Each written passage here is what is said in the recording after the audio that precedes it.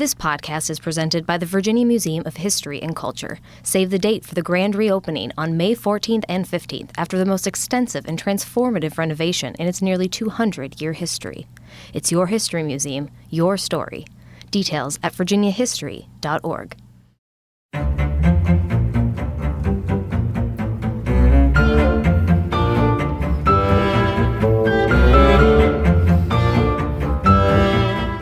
Hello and welcome to episode 2 of season 6 of the How We Got Here podcast.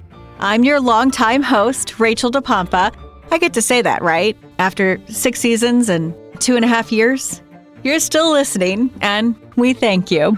This week, Colton, Kate, and I, your podcast trio, are diving into the beginnings of America with a rock star and a framer of the Constitution.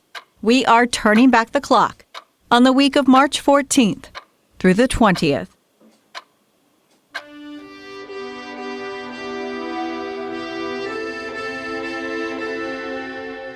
In the short history of the United States, there's one country who comes through for Americans time and time again: France.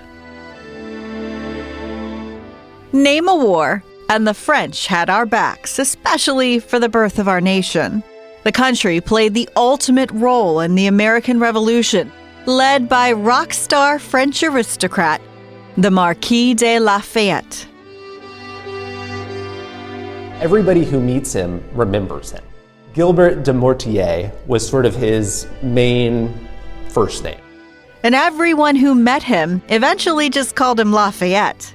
Now, if you are a Hamilton lover, Daveed Diggs' memorable portrayal of the revolutionary hero made him a breakout star of Hamilton's original Broadway cast. And it was art imitating life. Lafayette is arguably one of the biggest breakout stars of the American Revolution. It really is like a rock star. And tens of thousands of people would come out to see him. It was March 14, 1781. The day the Marquis de Lafayette arrived in Virginia to begin a campaign against the British that would culminate in their defeat 6 months later. To help us understand the importance of what is now known in history as Lafayette's Virginia campaign, we've enlisted the help of Sam Fleurer. I am the Virginia History Day coordinator at the Virginia Museum of History and Culture. I was born and raised in Yorktown, Virginia. Growing up in Yorktown was hard to miss history. It was all around. My dad would take me on bike rides and runs on the Yorktown battlefield. Had that just very early interest working and volunteering at a local museum in Newport News that just really drew me into wanting to work in museums and teach other people about history. Sam went to William and Mary and studied history. And was lucky enough after college to get a job at the American Civil War Museum here in Richmond as an educator, tour guide. He's been with the Virginia Museum of History and Culture for 2 years now. And by the way, if you think you are occasionally hearing what sounds like a drill in the background at times during our interview, you are. It's the renovations taking place at the museum. Sam Fleurer says, to understand the almost Elvis-like reputation of Lafayette, you have to start from the beginning, at his childhood. Lafayette was definitely born into privilege in France in 1757. His family were one of the wealthiest families in all of France. The men in his family had a long history of being soldiers. His father actually was killed in the 7 Years' War, the last sort of major war between France and England. He was killed by the British in a big battle. Lafayette is 2 when his father dies. Lafayette, as this teenager, had something to prove. He had this lineage that he wanted to step into and prove himself worthy of his family's name. And it helps when you have one of the largest fortunes in the entire country. You get a seat at the table in the 1770s. His mother and then grandparents also die when he's in his teens. So he becomes sort of a man at the age of 13 or 14. And then to add upon his privilege, he marries into an even more influential family. They're not quite as wealthy as Lafayette, so Lafayette brings the wealth, and then his new wife's family brings the political connections and influences. Which means Lafayette finds himself mingling on a regular basis with King Louis XVI and his court at the lavish Versailles. But that's not really the future that Lafayette wants. That court fanciness doesn't really appeal to him. He wants to prove himself on the battlefield. And so he very early uses his connections to get an appointment as an officer in the French army. Then when he is, only 17 years old, he hears about a chance to prove himself. His chance is the burgeoning revolution in the British colonies. It's 1775, very early in the fight. His father-in-law was an influential French official, and he was actually hosting King George III's brother at a dinner in France, the Duke of Gloucester.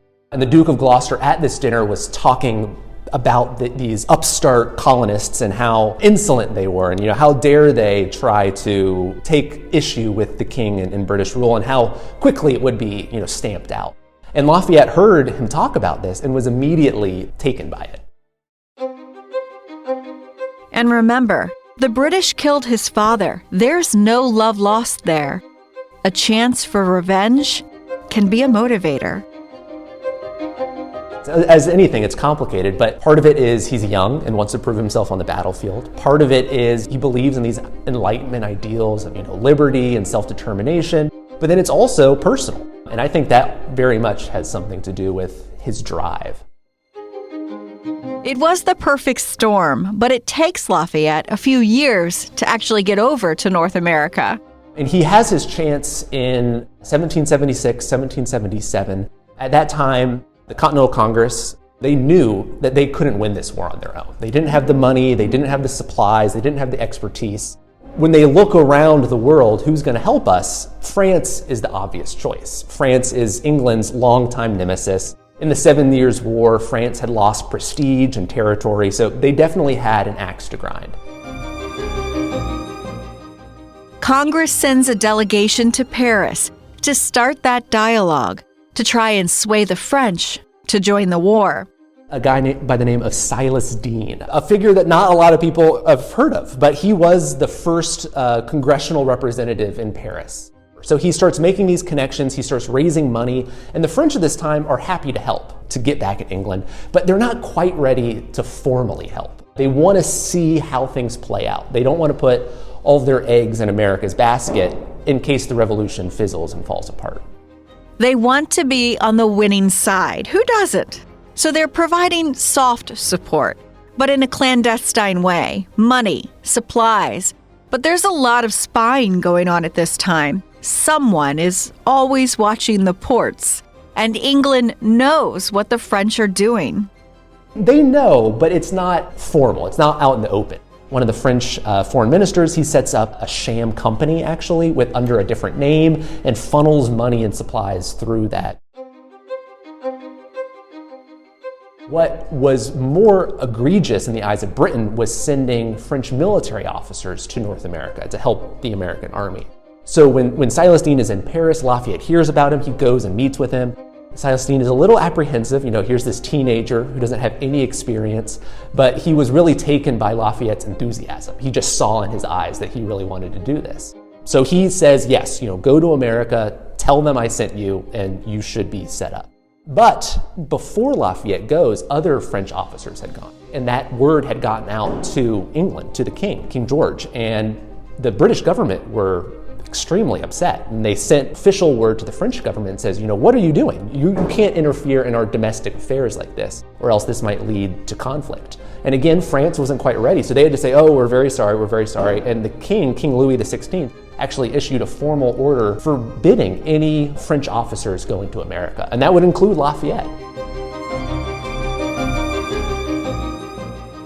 So the king is telling Lafayette he can't go. But we're talking about a 19-year-old, and not only that, but a 19-year-old with one of the biggest checkbooks in France. So Lafayette simply purchases his own ship, supplies it, fills it with him and some other French fellow officer friends, and he disobeys the king's orders, and he sails anyways. He actually leaves France without telling his family, without telling his wife, because he knows with their connections to the king, they were not going to let him go. June 13th, 1777, a 19-year-old French aristocrat secretly arrives at a port in South Carolina. Him and his fellow officers make the trek up to Philadelphia to meet with Congress. And he introduces himself, says, Silas Deane sent me and said that you needed my help. Well, Congress at first looks at, again, a 19-year-old with no military experience and says, there's the door. Because what is he going to add to the Continental cause? And not only that, but all of these other French officers who had arrived before Lafayette sort of put a bad taste in a lot of Americans' mouths, because they had come and they had this experience. They were sort of haughty, full of themselves, and said, we want money, we want high ranks in your army, and we want to make decisions. We want to be in charge. And Congress and Washington and his entourage were not ready to do that. This was still their revolution, their war, and they don't have a lot of money to pay these French officers the salaries that they were used to. That is sort of the context that Lafayette walks into. But Lafayette, again, has an advantage because he is not like these other French officers who are coming for money and land. Plenty of that back home. Lafayette makes it clear he wants adventure and revenge, and to support the new cause. And that is really what turns Congress's eye. They go, oh, you'll do this for free? That sounds perfect. And not only that, Lafayette says he'll pay for his own stuff. And very quickly, word gets out to Congress who Lafayette is and what his family connections are. And he does have this connection to the king and to high-ranking French officials. Plus, he has all this money. And so Congress goes, well, wait a second, okay, maybe we've changed our tune. We would love to have your help, Lafayette. And the charismatic Frenchman instantly makes friends with all the right Americans. Namely, George Washington. Right after Congress approves Lafayette they make him a brigadier general in the American Army, and they send him to Washington's headquarters, sort of as an unassigned general. Washington takes him in, and the two immediately have a spark between the two. Lafayette had heard of Washington before he even arrived and already was a fan. And when he meets him in person, he lives up to all of his expectations. He's tall and this father figure that he never had. His dad died when he was a baby. And so he's this, military father figure that really can be a mentor and teach Lafayette all of the things he wants and needs to know about being a soldier and about being brave on the battlefield and making these tough decisions. Eager to prove himself to this fledgling, forming nation, Lafayette jumps into the action. The first major battle he participates in is the Battle of Brandywine, which happens right outside Philadelphia in the summer of 1777. Again, Lafayette is not in command of any soldiers, but at one point the Americans were being pushed back. British were winning. Washington sends Lafayette to go help these Americans sort of regroup and not be totally defeated. And Lafayette jumps in the middle of the battle. He jumps off his horse. He's very conspicuous. He's urging the American soldiers on, and he's actually shot in his leg and doesn't realize it because he's so caught up in the battle. He doesn't realize it until blood starts gushing out of his boot. After that, Washington actually assigns his personal doctor to take care of Lafayette, to nurse him back to health. Right at the beginning, when Lafayette arrives, he says that not only can I talk the talk, but I can walk the walk too. And that really, I think, cements in Washington's mind that this is a guy that I'm going to keep close. He stays for a year and builds relationships. But before we get to the Virginia campaign, Lafayette actually travels home to France to see his family and to find more support for the cause. Oh, and also there's this little matter with the king, when he openly defied him. And while there, he first has to publicly apologize to the king. But because of all his success, you can't be mad at somebody if what they do ends up being good for your image. The king very quickly accepts his apology, and Lafayette is treated as a hero already in France. People recognize that this guy is really something special. And while there, he's trying to convince the French government to send an army and a fleet to support America. He is successful in that. France does decide to send soldiers and ships to America. And Lafayette secretly wanted to come back to America leading those soldiers, being the general in charge of the French expeditionary force. Because again, he's so young and inexperienced, and the French army is full of these old generals who have tons of experience, it would just rub way too many people the wrong way if that occurred. So instead, France makes Marshal Jean-Baptiste the Comte de Rochambeau, is a very old, experienced French general. They put him in charge of their expeditionary force, and Lafayette is personally very hurt by this. This has sort of been the first major, blow to all of his very quick rise. So instead, the king sends Lafayette back to America before the army of 5,000 soldiers is to arrive. He's to tell George Washington help is on the way. It's the spring of 1780, and just before he leaves, Lafayette once again sticks it to the king. He says goodbye to the king in person, but instead of wearing a French uniform, he's wearing his American uniform. And so all of the people in court who were watching this all, were snickering to one another and commenting that this is sort of Lafayette's way of saying thank you but no thank you to the king in the most polite way that you can say that I'm upset. Lafayette's notoriety is already starting to level legend. He arrives back in America at the port of Boston.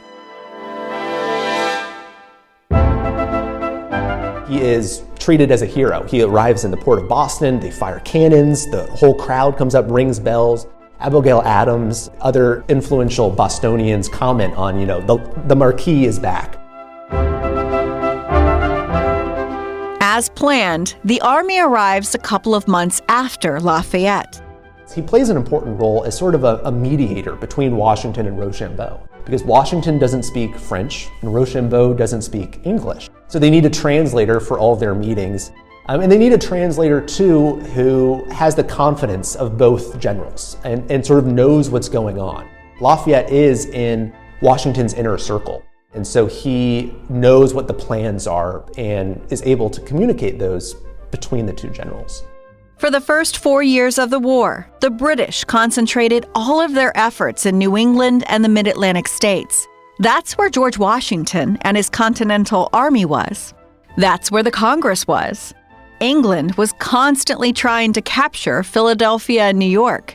But once France declared war and openly sent this army, it changed everything. Because it goes from being a revolution in the colonies of North America to a global war of empire. France is the second biggest empire in the world. Shortly after France declares war on England, Spain declares war as well, and then after them, the Netherlands, the Dutch, declare war. And that means that England has to worry about their other imperial possessions. And North America is not the most valuable colonial possession to England. The Caribbean islands and the West Indies are the real target. Because in the West Indies, they produce sugar, the most valuable commodity in the world at this time. It's like striking gold. They all go after England's possessions in the West Indies. And England only has so many soldiers, and they only have so many ships. And so that means that they're going to have to take soldiers and ships that were in North America trying to defeat Washington. They're going to have to take those away and send them elsewhere. So England starts attacking in South Carolina and Georgia. It's heard word there are possibly loyalists there. And if England shows up, these loyalists will join its army. England's way of doing more with less. They sent their main army from New York to capture Charleston, South Carolina, the biggest city in the South. And this was a huge disaster for the Americans because when the British captured Charleston, 5,000 American soldiers surrendered to the British Army. And the British general in charge of that the infamous Charles Cornwallis, whose name has been dropped many times in this podcast. He's having small successes to the south, but he's also having the same problems the English ran into in the north. First off, not nearly as many loyalists show up as everyone told them were going to. Significant numbers do, but not in the numbers that they expected. Secondly, the Americans, while their large armies are defeated and surrender, they don't give up. Famous sort of guerrilla militia generals like Francis Marion, who's known as the Swamp Fox, Thomas Sumter, the Gamecock, these really extravagantly reputation, funny nicknamed American generals, start attacking British outposts and making British soldiers not being able to sort of walk around the countryside on their own. So Cornwallis eyes Virginia, the most populous of all the colonies, the wealthiest, George Washington's home state. Up to this point, Virginia had not seen really any major fighting. After they forced Lord Dunmore, the royal governor, to flee in 1776, there had been really no British soldiers at all in the state. There had been some frontier fighting, but that was about it. So in 1779, a British expedition arrives in the Chesapeake Bay. They destroy supplies at Portsmouth and Norfolk. They cause a lot of alarm. A lot of people are really concerned, but then they leave. Later in 1780, another British expedition shows up, and it sort of does the same thing. It destroys stuff on the coast, makes a lot of people very scared, but then it leaves as well. It goes and reinforces Cornwallis. But in December of 1780 is when the British come, and they come to stay, for the next 10 months. And this expedition is led by none other than Benedict Arnold, one of the most infamous names of the Revolution, rivaling even Lafayette, only for all the wrong reasons. And Arnold had only recently started wearing a red coat as opposed to a blue one. It's hard to overestimate or overemphasize how big of a deal Arnold's treason was. Arnold, up until his treason, was one of the most celebrated and successful generals in the American army. He was wounded twice. He was known for his heroics in battle. He was very enthusiastic for the cause as well.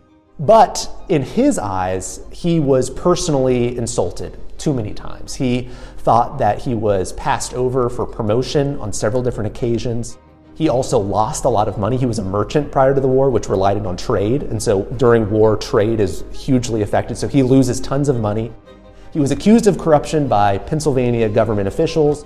And Washington knows, a lot of this is politics. And while yes, Arnold probably is not doing all the things he should, he also probably doesn't deserve all these attacks. But because of politics, he can't really forcefully defend Arnold either.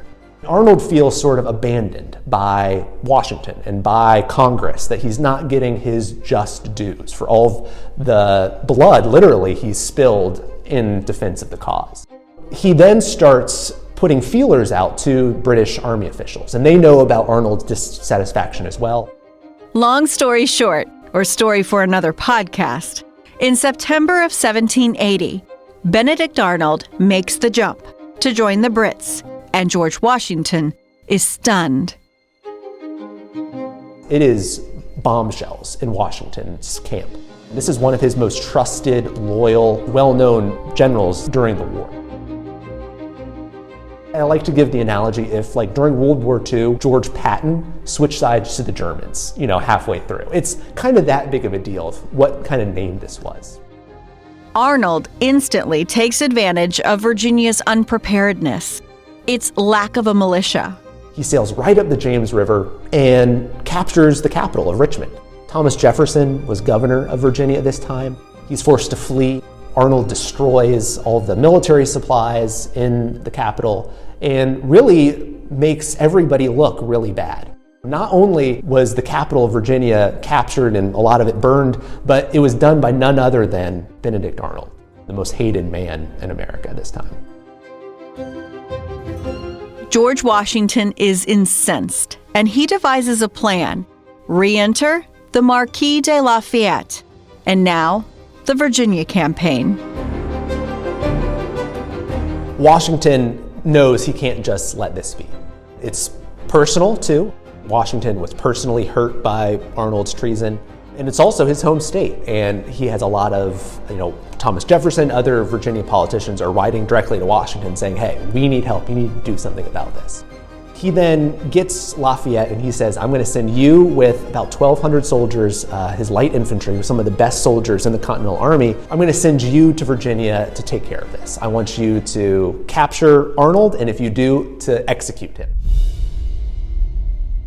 He gives him that authority. That's a lot of trust. It really shows you the depth of their relationship. And this is by far Lafayette's biggest test in the war.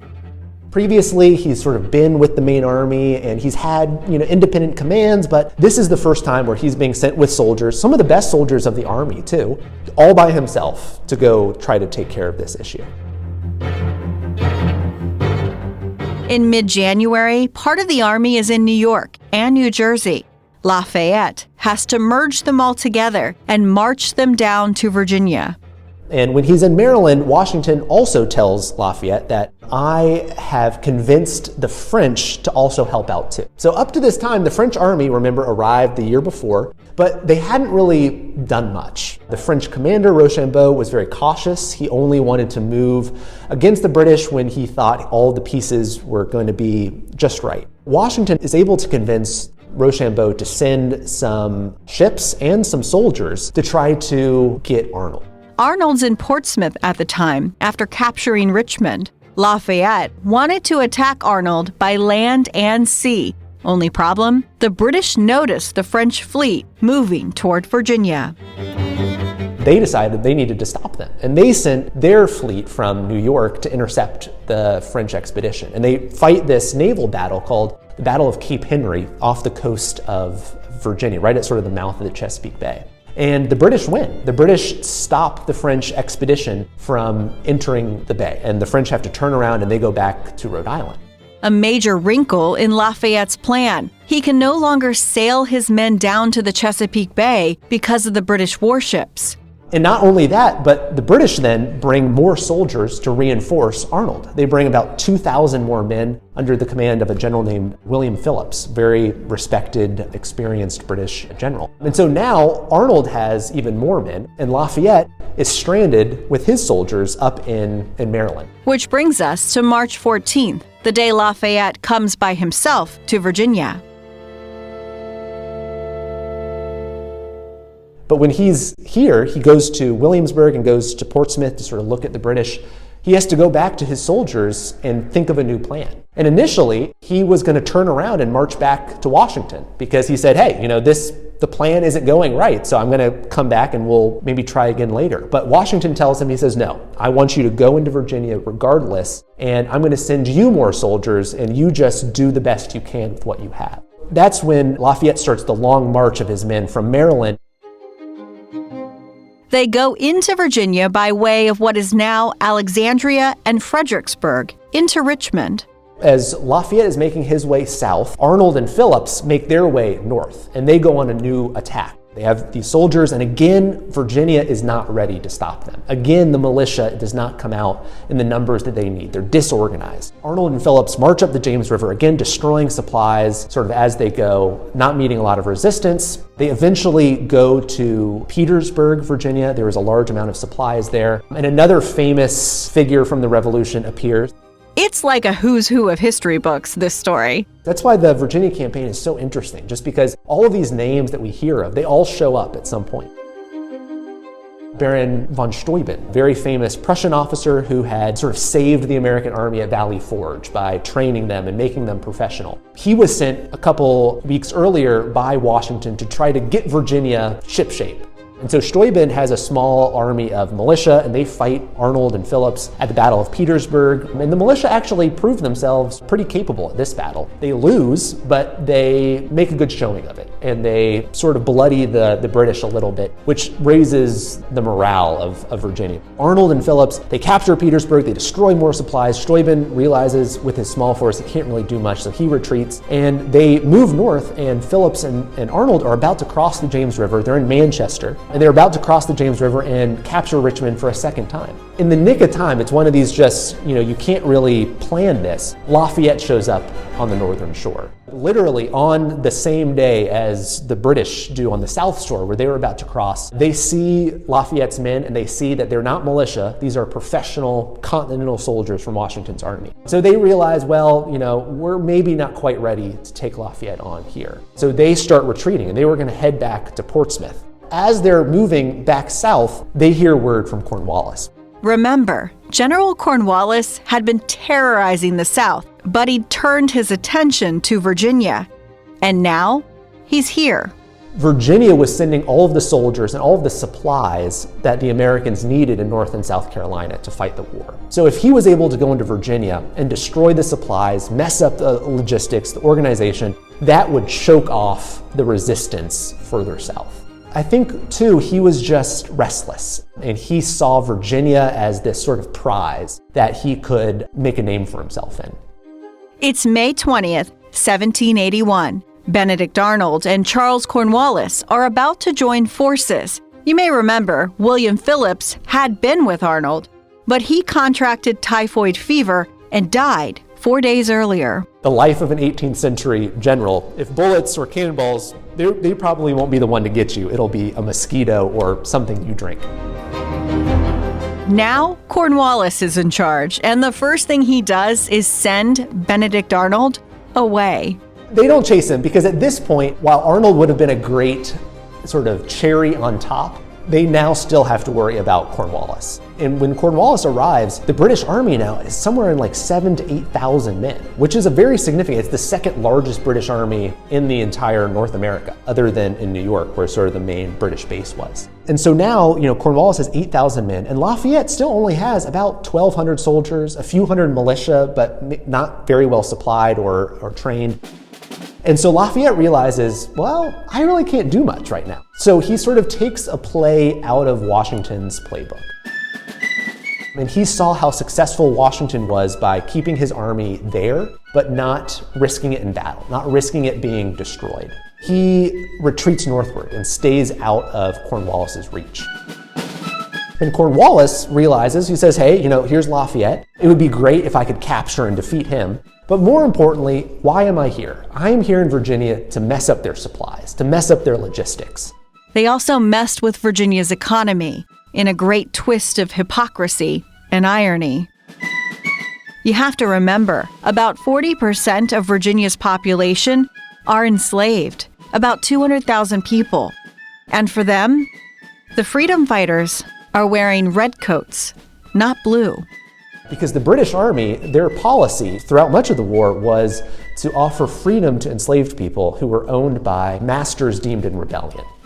This word quickly got out. And so to many enslaved people, when the British show up, this is their opportunity to become free. And so when Cornwallis is marauding his way through central Virginia, this is the time for hundreds, thousands of enslaved people run away and liberate themselves by joining his camp. He welcomes them with open arms. Not only does it weaken the institutions of Virginia, it makes a lot of Virginia slave owners very afraid of insurrection, slave rebellion, but they're also very useful for his army. They're able to tell him, what roads to take, where local people might be hiding supplies, hiding horses. Virginia is renowned for great horses at this time. And so the British Army is able to take up all of these horses from surrounding farms because of the help of enslaved people. At one point, it's estimated, there could be 2,000 to 3,000 African Americans traveling with Cornwallis's army as they're marching through Virginia. That's another, I think, interesting aspect of this campaign. Cornwallis tried to keep his focus on creating havoc in the Commonwealth, destroying supplies, and even trying to capture Thomas Jefferson over in Charlottesville. And Lafayette, again, really can't do anything. But his presence is what's important.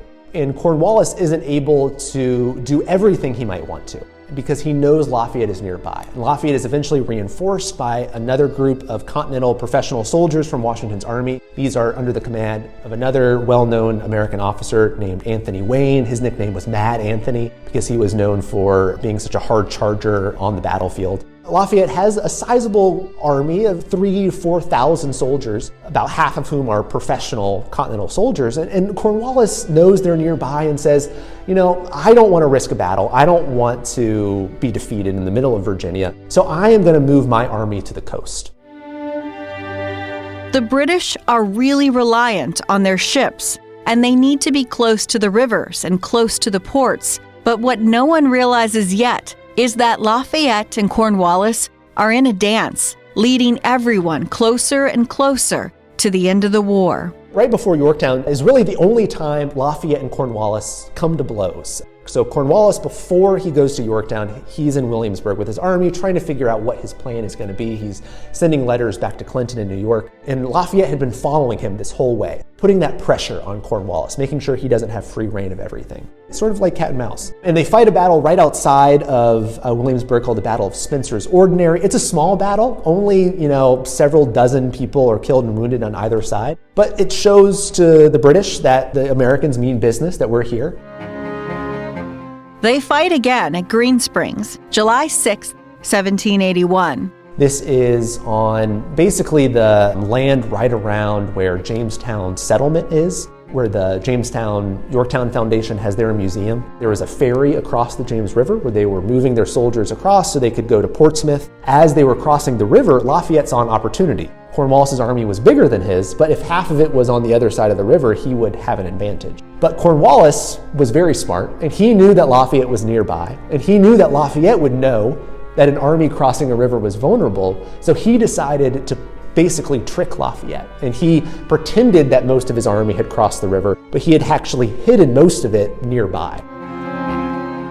And so Lafayette looks, and they advance, and they start attacking the British. But right at the last minute, Lafayette sees this hidden British force. And so he is, through some hard fighting, able to get his soldiers out before they're caught by Cornwallis' trap. But Cornwallis definitely teaches Lafayette a lesson, that even though he's this upstart young guy, he still has a lot to learn, I think, about fighting war.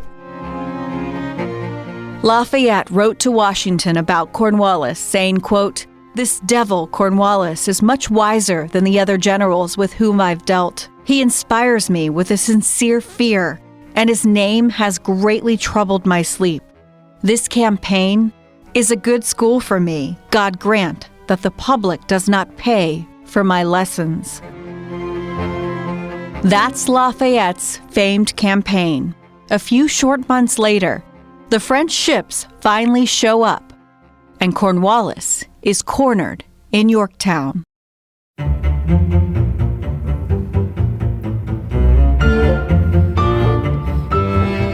March 14th, 1781, the day a 23-year-old French aristocrat lands in the Commonwealth, determined to prove his worth on a battlefield to honor his family's name. The start of the Marquis de Lafayette's 6-month campaign to capture Benedict Arnold and irritate Charles Cornwallis. The missions ultimately pushing the English to the coast and their eventual defeat, clearing the way for the birth of a nation while building Lafayette into a legend and a lasting symbol of liberty. This podcast is sponsored by the Library of Virginia, where digital resources reach nearly 4 million people yearly, and collections of more than 130 million items tell the stories of Virginians. Find Virginia history at lva.virginia.gov.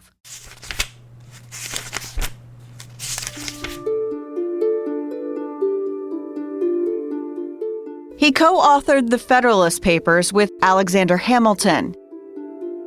He's the 4th President of the United States.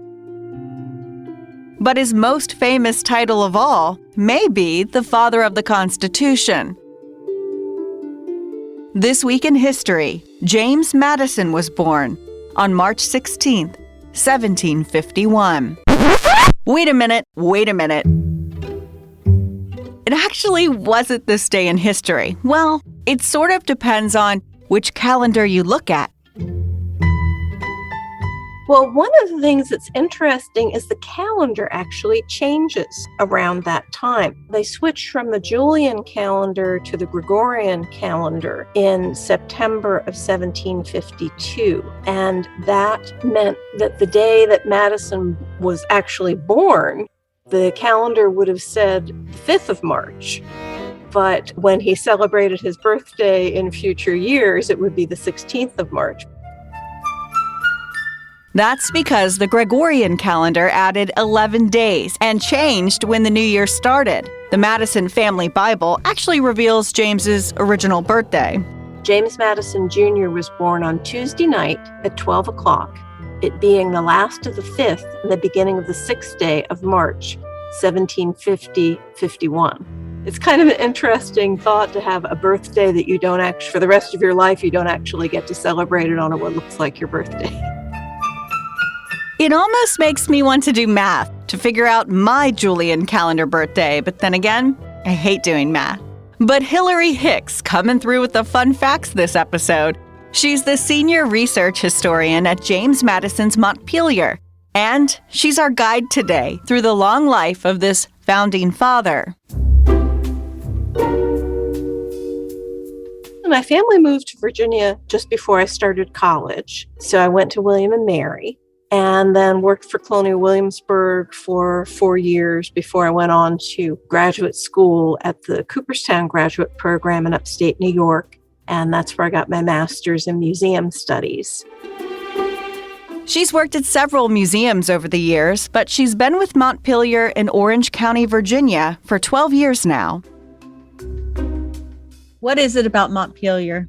It's just a fascinating place and a lot of different kinds of history intersecting here. So, at the beginning, you're learning the basics about James Madison, Dolly Madison, members of the enslaved community. And then the more that I've done research, the more that I've learned about the Madison's friends, the connections within the enslaved community. And the Madisons and the enslaved community, to me now, are just a very rich community and people that I know kind of well at this point.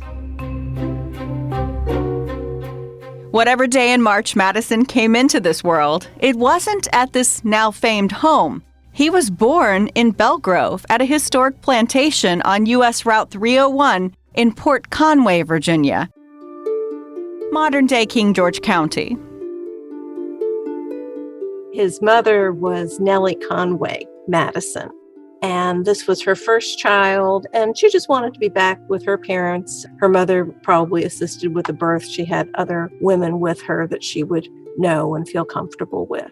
So it's about 55 miles from Montpelier. This is a family with means and money. Means and money, although James Madison described his forebears as being, his quote is something like, of a respectable but not opulent class. He didn't really see his family as being the tip top of society, but they were doing better than a lot of people were. After his birth, James grew up at Montpelier.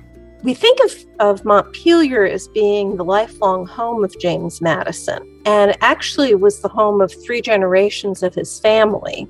So his great-great-grandfather, John Madison, who spelled his last name with 2 Ds, he came here about the 1650s and got established in the Tidewater area of Virginia.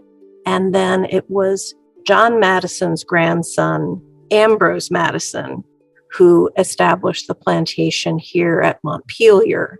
And then Ambrose was the grandfather of President Madison, James Madison Jr. They eventually dropped the extra D. As for Montpelier, the main crops were tobacco and corn, farmed by more than 300 enslaved men, women, and children, a point we will come back to many times in the telling of Madison's life. And James Madison Sr., the future president's father, he had really a lot of businesses going on, so he would probably think of himself primarily as a planter. But he also had a distillery. He had 3 different stills where he was distilling fruit brandy for sale in the neighborhood, and we can see that in some of his account books. He also had a very sizable blacksmithing operation going on that covered about a 2-acre site.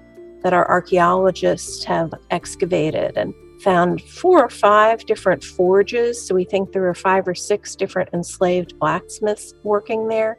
And the amount of ironwork they were putting out, tools, either tools that they were making or things they were repairing. In some years, the blacksmithing operation may have been bringing more money into the plantation than the agriculture was. As for what James Madison was like as a child, well, we really don't know. We don't know too much about his younger life, and it's interesting. He writes an autobiographical sketch in his later years, and he skips over an awful lot, what we would probably think would be formative experiences. We know he came from a big family. He was the oldest of 12 children, although there were never 12 at home at any given time. 3 of the 12 died either at birth or in infancy. And then there were 2 children who died during a dysentery epidemic at ages 4 and 7.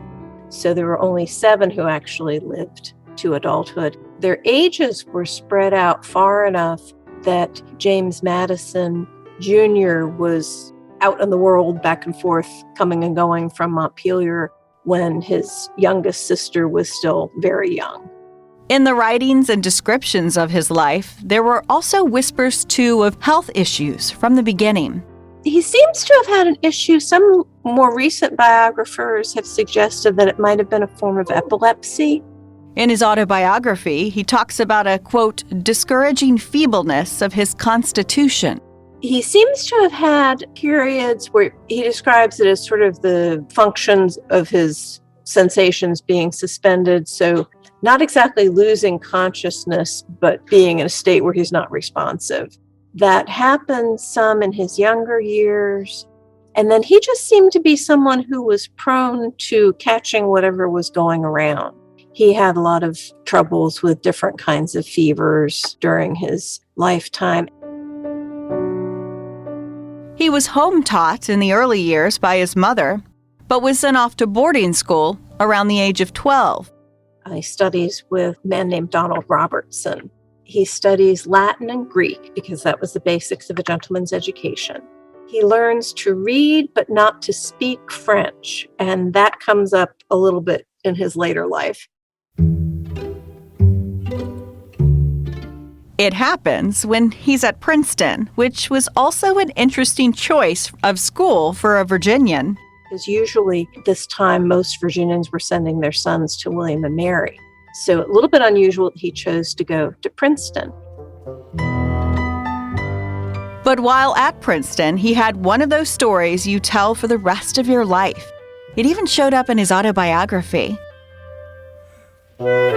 It shows up in other people's character sketches of stories they remember him telling. And what happened was that a French visitor came to Princeton, and Dr. Witherspoon, who was the president of the college and could speak French, was not around. And none of the other students had studied French at all. And Madison had learned how to read it, but he didn't know how to speak it. And the man who had taught him was a Scotsman. So if anything, he was trying to pronounce French with a little bit of a Scottish burr. And it apparently was a very embarrassing incident for Madison. And so he says, the meeting took place with this French visitor with a salutation and questions on his part, which though they would have been intelligible to the eye, were perfectly otherwise to the ear. So if he could have seen the visitor's questions written out, he could have answered them, but he couldn't recognize from the sound of it. And he said, the scene was as awkward as possible. But fortunately, after abortive efforts sufficiently repeated, the doctor, Dr. Witherspoon, arrived to the great relief of all the parties, and not a moment lost in the escape of the discomfited interpreter. After college, like a lot of people, Madison was a little adrift, unsure of what direction to take his life. Before he left Princeton, he stayed on a few extra months to study Hebrew, which is kind of an interesting choice. And mostly it would be students who were planning to go into the ministry who studied Hebrew. So that might suggest he was at least toying with the idea of becoming a minister. When he comes home, he starts reading law. So that suggests maybe he's thinking of becoming a lawyer. He seems to be having a little bit of a failure to launch. He can't really decide what it is he wants to do. As the tensions build in the 1770s between the colonies and the mother country, James Madison eventually figures out a direction. He's a legislator, not a fighter. He attempts to join the militia, and it doesn't work out because, as he said, the feebleness of his constitution. He doesn't do a whole lot of writing, but he becomes involved in legislation. When he was in that 5th Virginia Convention in 1776, one of the things they did, in addition to approving a state constitution for Virginia, they approved George Mason's Virginia Declaration of Rights. And Madison made a small but important change in the wording of that, because Mason's original version said that there should be religious toleration. Now that sounds fine. I mean, we're all supposed to be tolerant of each other. But in the technical sense, at that time when they talked about religious toleration, that meant there would still be a state-supported church like the Church of England had been, and the other denominations would just be tolerated. And so what Madison said was, no, we need to have full exercise of religious freedom, which really put all the denominations on the same footing. It separated church and state and left people the option to participate in some form of religion or not to participate in religion. So he's the reason we have the separation of church and state. He's a big part of the reason. In that convention, Madison would really find his calling: politics and government. Unfortunately, he's lacking in one area politicians usually excel: public speaking. James Madison is not a great orator. Not a bit. In fact, some people had trouble hearing him when he got up in the legislature to speak. He tended to be very quiet, not a big voice, not an orator. If you met him in public, you would probably think he was a little bit cold or standoffish, or some people thought he was downright unfriendly. But when you were with him in a small group of people, like around the dinner table at Montpelier, he was very talkative. He had all sorts of anecdotes and witty stories, so apparently he was quite the dinner table companion. The quintessential introvert, with a hidden voice about to explode into writings we all cherish to this day. Then in the early 1780s, he is a congressman under the Articles of Confederation in Philadelphia. Then we go through the whole Constitutional Convention, where Madison has been very concerned that the Articles of Confederation are basically falling apart. The system is not working well. So in the spring of 1786, he's at home. He does some research, because everybody does research when there's a crisis going on. I say that as the senior research historian. That's what I do. Okay, as an investigative journalist, I'm with you, Hillary. It's what I do too. He does research into looking for examples in political history of times when people have tried to govern themselves without king. So he's looking at ancient Greece, ancient Rome. He's looking at the Lycian Confederacy in what's now Turkey, the early Germanic states, the Swiss cantons. And the conclusion that he comes to is, in all of these governments, at some point they hit problems because the central government is not strong enough. And that's what Madison is seeing in the United States with the Articles of Confederation. And that's what really helped him prepare for the Constitutional Convention. He does a lot of strategizing where he makes sure that George Washington attends the Constitutional Convention, which at that time is just referred to as the Federal Convention, because officially they're just fixing the Articles of Confederation. They haven't really committed to writing a new constitution. Madison arrives early so that he can talk with other members of the Virginia delegation and get them on board with his ideas. Since he's not that great of a speaker, he gets one of the other Virginia delegates, Edmund Randolph, to present his ideas in the convention. Madison's ideas become known as the Virginia Plan. I know you studied that in high school at some point, but Hillary's got the Cliff Notes. Did I just date myself with that reference? Should I say Hillary's got Google?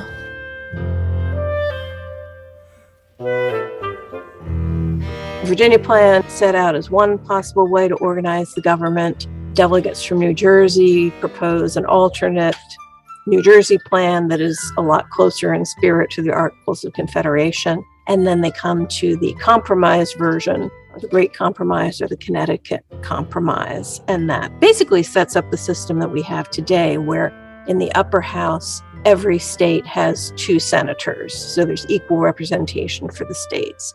In the lower house, the number of representatives is based on population, which is something that Madison had wanted that to happen in both houses. So the compromise version was it happened in the lower house.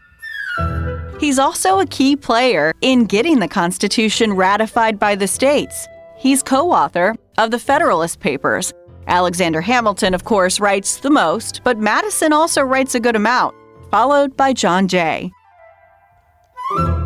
And the idea was these were essentially editorials for New York newspapers. They have to get 9 states to ratify the Constitution. And they're getting close, but they're not quite there.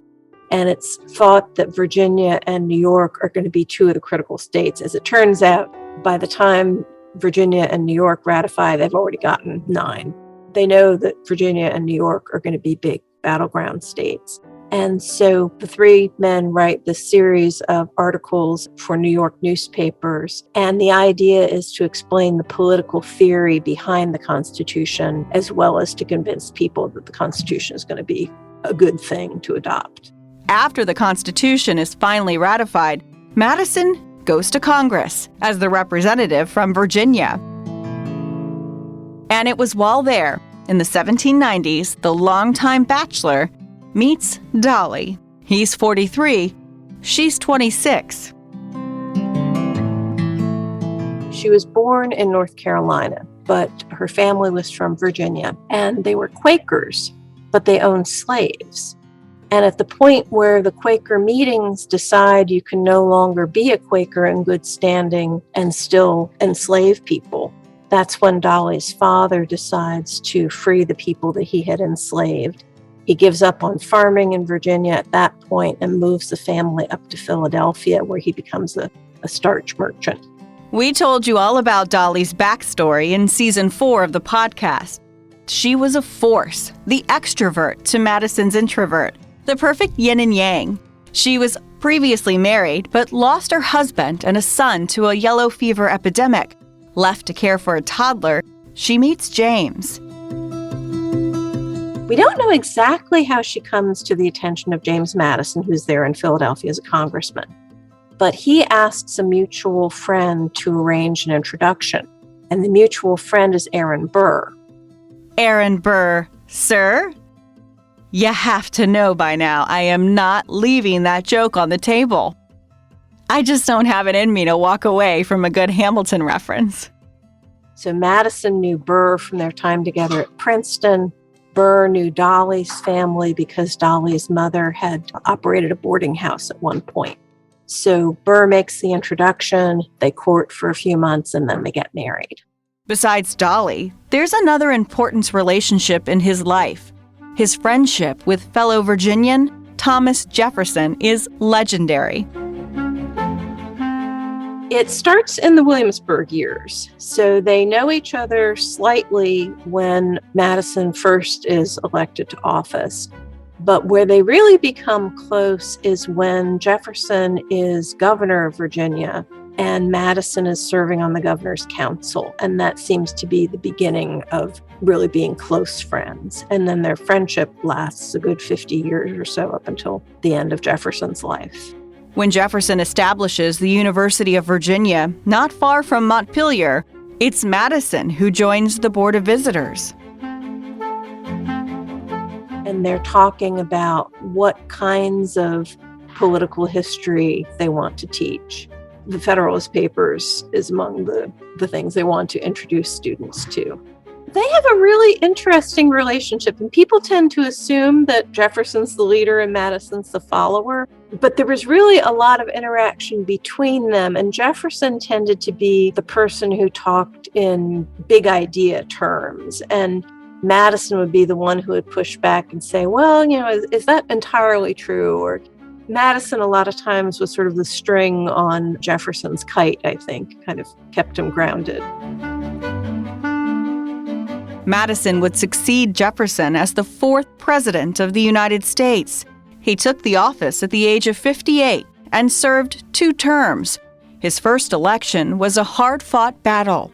So it was a little bit of a referendum on Jefferson. One of the things that was very much helpful to him in getting the nomination was actually the influence of Dolly, because to get the nomination of his party, he had to defeat George Clinton. And Clinton was a widower, didn't have anyone functioning as a hostess for him in the way that Dolly was functioning as a hostess for Madison. As president, Madison initiated the War of 1812. He worked very hard as a wartime president to not violate constitutional principles. His re-election took place during the war. It was the first time that there was an election contest during a war. Overall, I don't think his presidency is the most significant part in his political career. I think his role in the Constitutional Convention was really more significant long term. It's what he's still known for today. And in his lifetime, before he died, he was openly referred to as the father of the Constitution. He was the last living participant in the Constitutional Convention. So by the time he's the last one, a lot of people are calling him the father of the Constitution. And he pushed back on that when someone called him that. He said that, no, it had been the work of many heads and many hands. But we certainly see his as one of the guiding hands. So he didn't write the Constitution in the same way that Jefferson wrote the Declaration of Independence, and then there were some changes worked on it by Congress. So the writing process, I would say, was more collaborative for the Constitution. But by putting the ideas out there that became the Virginia Plan, pretty much, some would disagree with this, but pretty much everything that happened after the Virginia Plan was introduced is a reaction for or against the ideas in the Virginia Plan. So Madison really seized the agenda by putting the Virginia Plan out there. He also contributed to the final document in other ways. Some of the major ideas about federalism, about the separation of powers, system of checks and balances. So he contributed a lot of the significant ideas. And then in Virginia, he really pushed through Virginia ratifying convention. So he's a big part of the reason that Virginia ratified. And then by being one of the writers of the Federalist Papers, he contributed to New York ratifying. And then once the Constitution was approved and Madison became a congressman, the first project he really took on was writing a draft for the Bill of Rights. And it's interesting because Madison was against the Bill of Rights before he was for the Bill of Rights. During the Constitutional Convention, he was of the opinion that we didn't really need a Bill of Rights at the federal level because pretty much all the states had adopted something of a Bill of Rights, like the Virginia Declaration of Rights. And so Madison felt the people's rights were sufficiently protected. But what he saw as each state went through the ratification process was the biggest objection to the Constitution was lack of Bill of Rights. So he became persuaded that it was a good thing. There were over 200 suggested amendments that came out of the different states ratifying conventions. And so he took that as a starting point and distilled it down to a version that then went to Congress for further editing. And like so many of those founding fathers who fought so hard to birth this country from oppression, he ultimately failed to see it through and break the bonds of slavery. Our country still reeling from the hypocrisy of his generation. We know a lot of things that he felt about slavery, and his position was kind of complicated. Overall, he continued to participate in the system of slavery. He did not free any of the people he had enslaved. I think in his earlier years, he was experimenting in his mind a little bit more with thinking about liberty and what that could mean to the enslaved population. So, for example, there's a letter where he talks about wanting to find a way to make a living without depending on the labor of enslaved people. And at that time, he's thinking that there would be a possibility of sort of making a living through land speculation. During the 1780s, when he's in Congress, there's a situation that comes up with a man named Billy Gardner that he had enslaved. And there's a letter that he writes to his father. It's one of those letters where both parties know the basics of the story. So when you're reading the story, you're trying to figure out what situation has led up to this story. And so it seems that Billy may have run away and that Madison is trying to figure out, well, now what am I going to do now that he's back again? What often happened, particularly at Montpelier, if someone ran away, a punishment might be to sell that person. And Madison is saying, well, he doesn't want to sell Billy just for having coveted the liberty for which we've shed so much blood. He sees the conflict between his beliefs about liberty and enslaving men and women, and yet nothing really changes. And what he ends up doing is sort of an interesting middle way that he finds. He decides he's not going to sell Billy and continue for him to be in slavery. He's going to sell him in Philadelphia because there's a law against long-term servitude. So he's selling him into some form of short-term servitude, knowing that he's going to become free eventually. He's taking a lower price for Billy than if he sold them into continued servitude. But he's also not just giving him his freedom. In his later years, once he inherits Montpelier, he falls directly back into the pattern. Basically, people are raising crops with enslaved labor, and that's how they're making their income. I think he makes some effort to treat people, as he would say, humanely, which is not the same thing as saying he was a good slave owner. He tended not to use physical punishments, but certainly the threat of being sold is a huge punishment. His cruelty, you could argue, is worse than a whip. It literally breaks the heart. You are separating mothers from children, husbands from wives, sisters and brothers, forever. That's one of the things that sometimes we don't stop to think about in slavery. It's not just about, is somebody feeding you? Is somebody clothing you? It's, do you have the choice to be with your family, be with the people you want to be with? So Madison, he feels that slavery is wrong. He continues to practice slavery.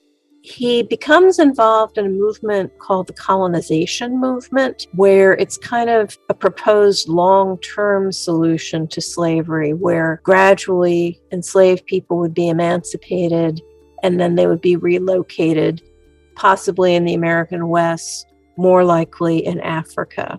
And he sees that as a potential solution, which even at the time was kind of an iffy idea. And one of the people that he talked to, someone who came to visit Montpelier, was Harriet Martineau, and she was a British abolitionist. She talked with Madison a lot about slavery and abolition and the colonization movement. And she said something to the effect of how such a mind as his could see this as a solution. It was just beyond what she could fathom. That's what always fascinates me whenever we talk about these great men who shaped and created this country, the contradictions. They shed blood and climbed a mountain of odds against them to find liberty, and yet they couldn't break the cycle.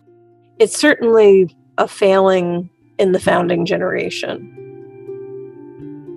We would like to say that the founding fathers got all of it right, but they didn't.